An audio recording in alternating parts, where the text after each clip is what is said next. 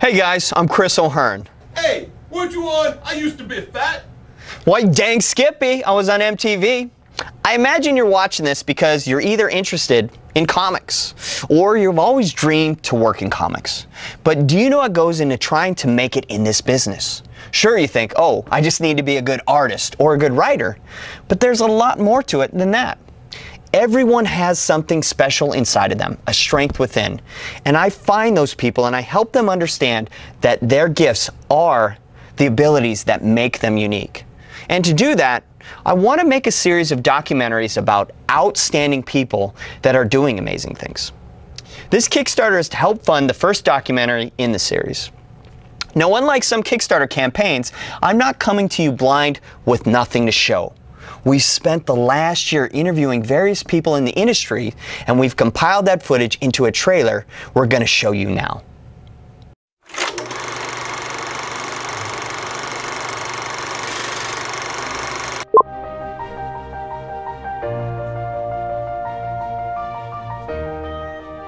The dungeon comes across to me as exploitation, but in the Tarantino sense. Not everybody can be Quentin Tarantino. When someone thinks of indie comics, there's usually two schools of thought. There's the guy who's kind of got the pamphlet that did it at Kinko's, and then there's the books from, larger companies like Image or Dark Horse.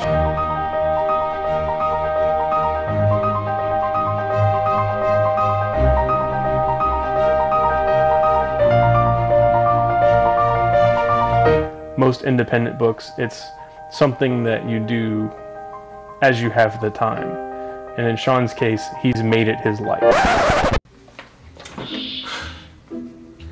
Come on, Ian. You know how you meet that guy that you automatically dislike?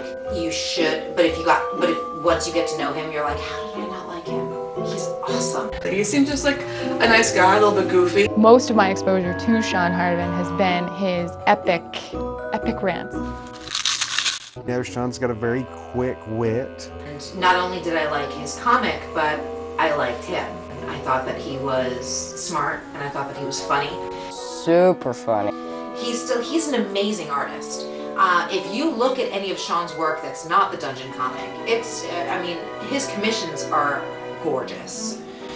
I'm a big fan. There are a lot of indie creators out there, but there aren't many who have gone out and tried to do what Sean has done. It's because this is a huge, huge undertaking. If you ever thought about creating a book that is 450 pages, that's almost like 25 regular comic books. It's an adult-rated version of Lord of the Rings with a love story tied into it. It's smart, and it's funny, and it's entertaining.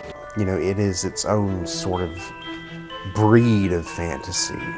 It's a mixture of genres. It's something that shouldn't work at all, but it does. When you first pick it up, you have some certain expectations about it, and then it ends up going in a very different direction. And when I read through it and saw a lot of aspects about emotion and love, it surprised me. Sometimes the story kind of defies those expectations and it's like laugh out loud funny. You know, it's kind of like when you're watching Thunder the Barbarian cartoon. It's post-apocalyptic. Most people write or pencil or ink or color. He's essentially doing 4 jobs with a book that's almost 4 times the size that it would normally be. It's Herculean. It's a Herculean effort. It was kind of a neat book in the sense that it had several different character archetypes that different readers could gravitate toward. The best character in the book is the Brahma Bull. The Brahma Bull. Brahma Bull. He had purple pants on, he probably smacked everybody in the book. This giant, hulking behemoth. Very kind of tortured and angry character. But yet, you know, he's still a hero. He's obviously brave, there's lots of stuff to admire there. Lacey's actually my favorite character. She is a crazy, hilarious character. I like quirky, I like funny. These two characters are kind of picking on each other. Fire who kicks ass, kicks serious ass. Badass. She's strong. Sassy. Beautiful. She's sexy. Embodiment of anger. Can I talk about Ilsa now?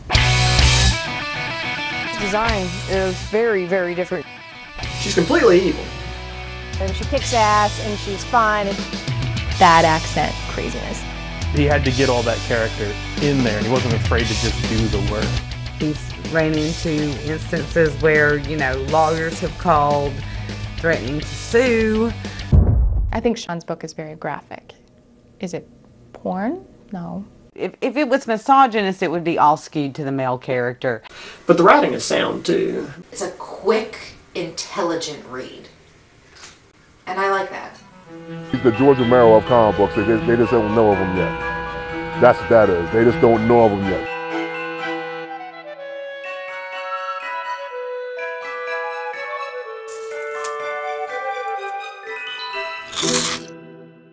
So you're probably asking, well, what do you need all this money for? Well, actually making a film is expensive, and our equipment, it's pretty much on its last leg. We spent the past year filming and compiling footage that needs to be edited, along with a great deal of post-production. We need to purchase new software, a new camera, lighting, recording equipment to shoot more footage. And music isn't free, and we have to pay the artists that make it. We even have made a deal to use music from famous acts like In This Moment, Southern Drawl Band, and Hypercrush. Isn't that pretty freaking awesome? Not to mention, to print the actual DVDs and Blu-rays, it ain't cheap either. We also want you to understand that this is not about us making a fortune. It's about helping us kickstart a documentary series. And in doing so, we don't want this to be about us. We want you to feel you got something back. A lot of Kickstarter campaigns ask you to give $5, $20, $50, and they offer in return nothing but their gratitude. We understand times are tough. It certainly is for us, or we wouldn't be here. So for us to provide you with cool incentives, we have to pay for those incentives to be produced, to be shipped to us, so then we can ultimately ship them to you, which means we have to buy packaging material to ship them to you, and postage isn't free. We also have to pay fees, licenses, and taxes for our work, and legal advice. Well, you know how that goes. Not to mention, travel isn't cheap. Whether it be gas, plane tickets, hotels, it all adds up. So what are you going to get out of all of this? Some really cool stuff. First, we want people to feel appreciated. So even if you donate just $5, we want you to get something. So if your minimum pledge is $5, you will get this awesome sticker in the mail of Lacey taking from the cover of Giant-Sized Woman Things.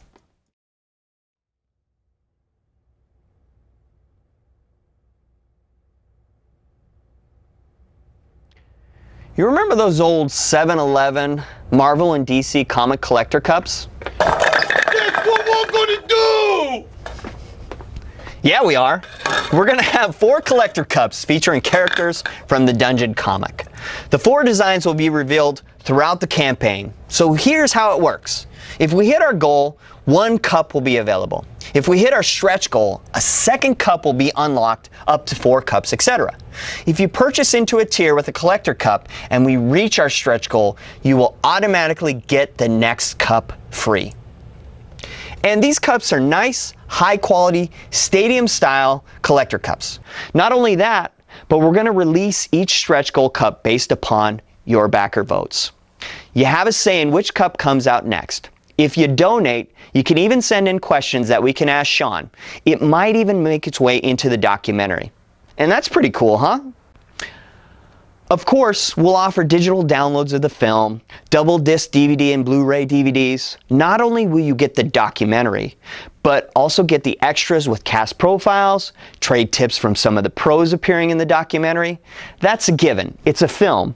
But what can we do to set this apart and make it special for you? Well, a lot of people do sketch cover on comic books. We're offering to a limited few sketch cover DVDs. That means you can get a DVD with an original Sean Harbin sketch drawn on the cover of your personal DVD of one of his characters.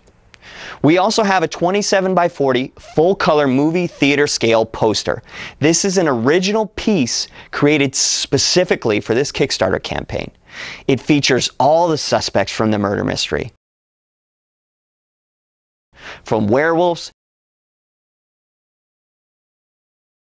to vampires. It's limited to only 50 that will have an original head sketch of any one dungeon character of your choice drawn on the bottom of every poster. Of course, you can get your name in the credits of the film, and we have a really unique way of making that special in the 80s nostalgic style cartoon closing credits that will make people pay attention in a manner like this.